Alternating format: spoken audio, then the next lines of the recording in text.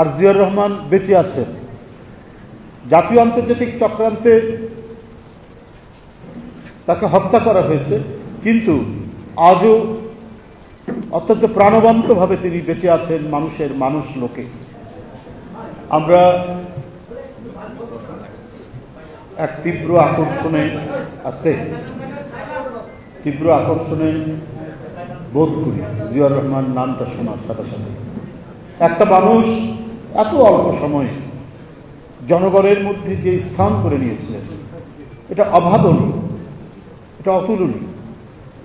কত মারধর করে মেগা প্রজেক্টের কথা বলে পদ্মা সেতু দেখিয়েও 17 বছরে পালিয়ে যেতে হয়েছে দেশ থেকে। আর জিয়াউর রহমান বেঁচে আছেন। জাতীয় আন্তর্জাতিক চক্রান্তে তাকে হত্যা করা হয়েছে, কিন্তু আজও অত্যন্ত প্রাণবন্তভাবে তিনি বেঁচে আছেন মানুষের মানুষ লোকে। এক কিংবদন্তি তুল্য শাসক হিসাবে বেঁচে আছেন আজও মানুষের মনের গহীনে।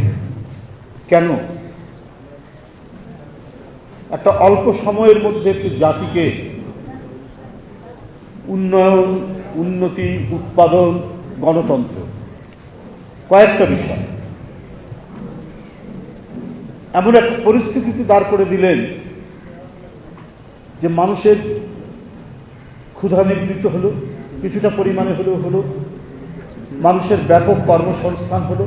মানুষের কর্মসংস্থান হলেই তো ক্ষুধা নিবৃত্ত হয়, মানুষ কিছু কিনতে পারে এবং খেতে পারে। গণতন্ত্রের এক বিশাল সৌধ নির্মাণ করলেন জিয়াউর রহমান, বহুদলীয় গণতন্ত্র নীতি। একজন ব্যক্তি উন্নয়ন উৎপাদনের দিকে দেশকে ধাবিত করছেন, আবার গণতন্ত্রকে নতুনভাবে নির্মাণ করেছেন। কারণ এই গণতন্ত্র ধ্বংস করে দিয়েছিল আজকে এই পলাতক শেখ হাসিনার পিতা। অনেক জিনিস তার করার প্রয়োজন ছিল, সেই কাজগুলোই তিনি করেছেন। এবং অল্প সময়ের মধ্যে যে অনেক কিছু করা যায়, যদি তার মধ্যে সততার আগুন থাকে, দেশপ্রেম থাকে, দেশ হিতৈষী যদি হন, তাহলেই সেটা সম্ভব। সেটা জিয়াউর রহমান ওই অল্প সময়ের মধ্যে তিনি সেটা প্রমাণ করে দিয়ে গেছেন। ভালো কিছু করতে গেলে, মানুষের কল্যাণকামী কিছু করতে গেলে 17 বছর সময় লাগে। 17 বছর তাদেরই লাগে যারা নিজ দেশের জনগণের উপর বর্বরচিত উৎপীড়ন চালায়, নিপীড়ন চালায়, রক্ত ঝরায়। যেমন লেগেছে হিটলারের প্রায় 10-12 বছর, 13 বছর।